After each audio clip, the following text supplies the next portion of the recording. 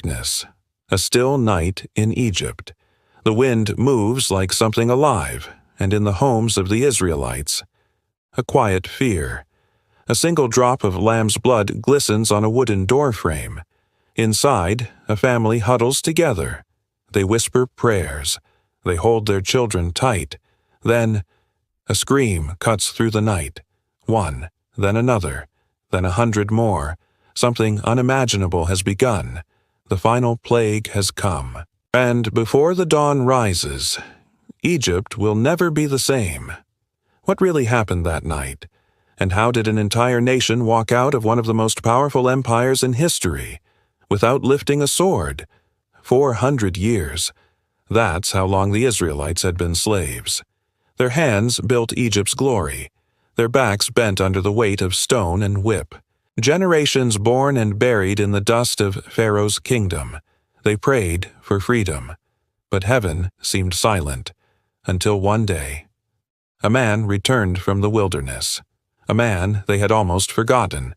Moses, once a prince of Egypt, now a shepherd, carrying nothing but a staff and a command from God himself. Let my people go. But Pharaoh laughed. Who is this God? Who is this shepherd? He was the ruler of the most powerful empire on earth. And so began a battle, not of armies, but of wills. A war between a king who thought he was a god and the God who rules kings. One by one the plagues fell. The Nile, once a source of life, turned to blood. Fish floated to the surface. The stench spread through the palace halls. Frogs leaped across marble floors. Dust turned to gnats. Swarms of flies darkened the skies. Cattle died. Boils burned flesh. Hail shattered crops. Locusts devoured what was left. Darkness swallowed the land. Yet Pharaoh's heart grew harder. Every plague a warning. Every miracle ignored, until the final night. The night of the Passover. A lamb slain for every home. Its blood painted across the doorposts. A sign. A promise. When I see the blood, I will pass over you. And when the morning came, Egypt's firstborn were gone. The wails of grief echoed through the land. Pharaoh's pride finally broke. Go, he said, take your people and leave. Imagine it. Hundreds of thousands moving through the night. Children carried on shoulders. Old men leaning on staffs. Women clutching bread that had no time to rise. The stars burned above them as if heaven itself watched. They were free. After centuries of chains, they were walking toward a promise. But freedom is never simple. Behind them, Pharaoh's regret hardened like stone. His grief turned to fury. Why did I let them go? He roared. Arm the chariots! The ground shook as the greatest army in the world thundered toward the desert. The Israelites didn't know yet. Their journey had just begun. The wind picked up. The Red Sea stretched wide before them, blue, endless, uncrossable. Behind them, dust rising, the sound of war horses, the glint of Egyptian spears, trapped between death and despair. They cried out to Moses, "Why did you bring us here to die?" Moses stood at the edge of the water, the waves crashing at his feet. He looked up, and in the silence God spoke, "Lift up your staff." The staff rose, the sea roared, and something impossible began to happen. The sea began to tremble. The wind screamed across the water like a living thing. The waves pulled back, folding into walls, rising higher and higher until the ocean itself stood upright. A pathway of dry ground split the sea in two. The people gasped. Some fell to their knees. Some could only stare, too afraid to move. But then, a single child took a step forward, then another, and like a tide of faith, the nation began to move. The ground was dry beneath their feet. The walls of water shimmered, alive with light and fish darting through like glass. Every breath was a miracle, every step a defiance of death itself. Moses led the way. Elderly men leaned on sons' shoulders, Children ran, laughing through what moments before was a sea of death. And yet, behind them, a sound. Distant, thunderous. Pharaoh had not stopped. His rage was greater than his fear. He ordered his chariots forward. Iron wheels rolled into the seabed. The army of Egypt entered the path God had carved for his people. The Israelites looked back and saw death racing toward them. The wind howled stronger. The lightning flashed. And the presence of God, like a pillar of fire, moved behind them, standing between his people and the enemy. The fire burned bright, holding Pharaoh's army in place until the last Israelite had crossed. But as dawn broke, the fire lifted. Pharaoh shouted, "Forward!" His soldiers charged into the heart of the sea. At that exact moment, Moses turned. He raised his staff once more. The sea hesitated for a breath. Then with a roar like thunder, the walls of water collapsed. Waves crashed together. The chariots disappeared. The cries of soldiers were drowned by the roar of the sea. When the silence returned, only bodies floated where an empire's pride had once stood. The people watched, trembling. They realized what had happened, what they had just witnessed. The God of their ancestors had not just set them free. He had destroyed the very power that enslaved them. As the sun rose over the waters, a sound broke the silence. It was the sound of singing. Moses began to sing words that would echo for generations. "The Lord is my strength and my song. He has become my salvation." Women danced with tambourines. Children laughed. Elders wept with joy. Freedom had a sound, and it was the sound of worship. But the story did not end at the sea. Ahead of them stretched the desert, miles of heat and dust. No cities, no shade, no water. Freedom was not the end of their journey. It was the beginning of faith. God led them by a pillar of cloud by day and fire by night. He provided manna from heaven when they were hungry, water from a rock when they were thirsty. Every sunrise was a reminder. They were not alone.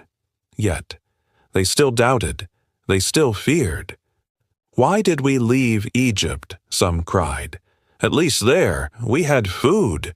It's strange, isn't it? How quickly people forget the chains once the wilderness begins.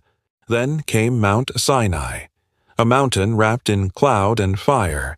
Thunder rolled, lightning flashed. The ground shook as the presence of God descended upon it. The people stood at a distance, trembling. Moses climbed alone. For 40 days he spoke with the Almighty. He received the 10 Commandments, not rules to enslave, but a covenant to set their hearts free. While below, the people waited. And once again they grew impatient. They melted gold. They built a calf. They bowed before it.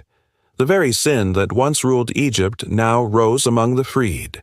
When Moses returned and saw it, his heart broke. He smashed the tablets in grief. Freedom had cost so much, and they still didn't understand it.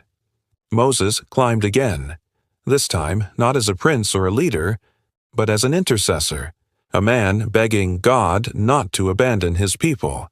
And God, full of mercy, renewed his covenant. He said, "My presence will go with you." But even then, the journey was not over, because the promised land still lay far ahead, and what waited there would test everything they believed. The Israelites finally reached the borders of Canaan.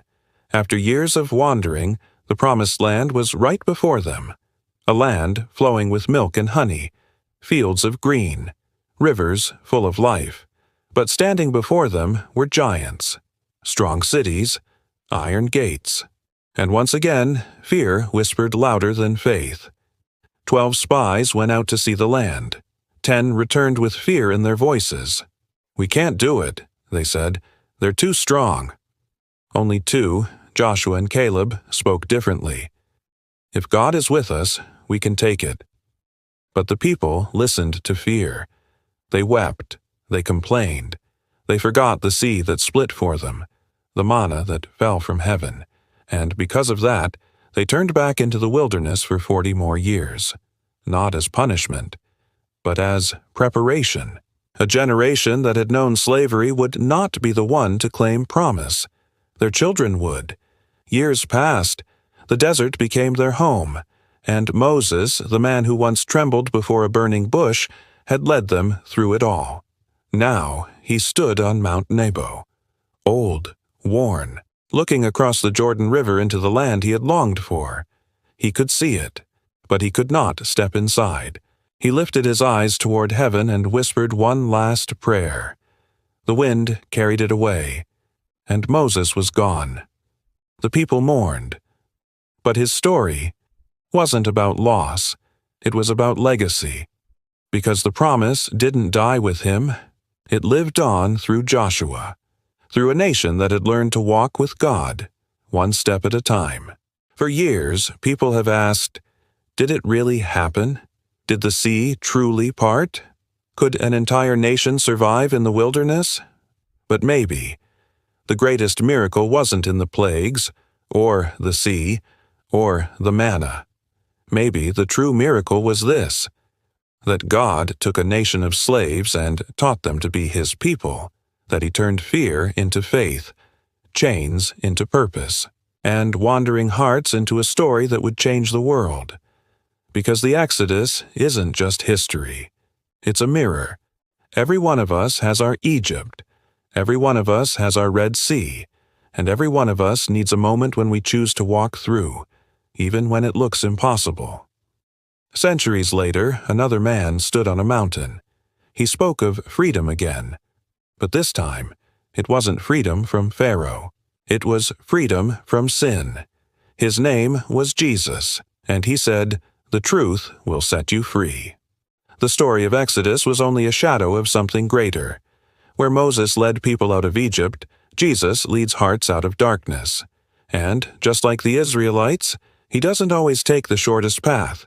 He takes the faithful one, the one that teaches us to trust even when we can't see the way ahead. Close your eyes for a moment. Imagine standing at the edge of your own Red Sea. The waves rise high. The fear behind you feels too close. But in that moment, listen. There's a voice that still whispers, "Lift your eyes. Step forward. I will make a way." Maybe freedom doesn't come all at once. Maybe it comes one step at a time. When we choose faith over fear, trust over control, and hope over despair. The Exodus reminds us, God doesn't just deliver people. He transforms them. And the same God who split the sea still opens paths where none seem to exist. The camera pans across the endless desert. Footprints vanish into the sand. But above them, a pillar of fire still burns against the night sky. That light still leads, still guides, still calls us forward, because the story of Exodus never truly ended. It's still being written, in every heart that chooses freedom, in every soul that walks through the impossible believing that God still makes a way. If this story moved you, don't let it end here. Share it. Let someone else know that miracles still happen, and freedom is still possible, because sometimes all God needs to part the sea is a single step of faith.